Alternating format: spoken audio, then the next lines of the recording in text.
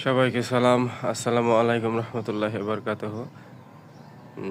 সবাই ভালো আছেন, সুস্থ থাকেন, ভালো থাকবেন। আমি কিছু কথা বলবো এখন ফেসবুকের নতুন কমিউনিটি গাইডলাইন নিয়ে। এগুলো যারা জানেন তারা তো জানেনই, আর যারা জানেন না, যারা নতুন কন্টেন্ট ক্রিয়েটর আছেন তাদের অনেক উপকার আসবে। কারণ হলো মিছিমিছি কষ্ট করে কোনো লাভ নেই। নিজেরাই নিজের পেজ কিংবা ফেসবুক আইডি নিজে থেকেই ভালো কিছু করবেন আশা করি।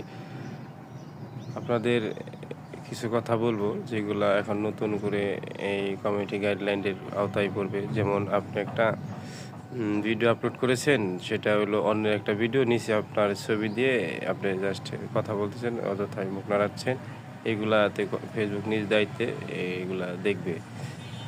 আবার আপনি বলছেন যে আপনি যদি মুসলমান হয়ে থাকেন তাহলে হযরত মুহাম্মদ সাল্লাল্লাহু আলাইহি সাল্লামের নাম লিখে যান, আপনি যদি মুসলমান হন তাহলে আমিন লিখে যান। এইগুলা সব কিছু কমিউনিটি গাইডলাইনের আওতায় পড়বে ইনশাল্লাহ। কারণ হলো ফেসবুক এখন এরা আরও সক্রিয় হচ্ছে। কারণ হলো আপনি নিজেই কন্টেন্ট তৈরি করবেন, আপনার নিজের মেধায় যা আছে এইগুলা দিয়ে আপনি নিজেই কন্টেন্ট তৈরি করবেন।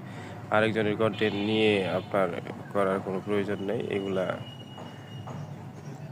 আপনার মেধা আপনি নিজে খাটাবেন, আপনার মতো করেই করবেন। যদি ভালো লাগে সবাই লাইক কমেন্ট করবে। আবার অনেকেই লিখছেন লাইক কমেন্ট না করতে হবে, না করলে আপনি মুক্ত মুখ, এইগুলা বলা যাবে না। এইগুলো কমিউনিটি গাইডলাইন আওতায় পড়বেন। যারা যারা এইগুলাতে পেয়েছেন, এই মনিটাইজেশন কন্টেন্ট সেট আপ পেয়েছেন, তো এইগুলা চলে যাবে।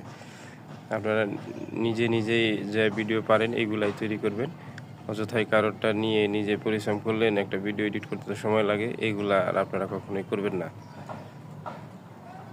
সবাইকে আরও অনেক বিস্তারিত কথা আছে, ফুল ভিডিও ইনশাল্লাহ পাবেন কিছুদিনের ভিতরে। আপনারা সবাই ভালো থাকবেন, সুস্থ থাকবেন। সবাইকে সালাম, আসসালামু আলাইকুম রহমতুল্লাহি ওয়া বারাকাতুহু।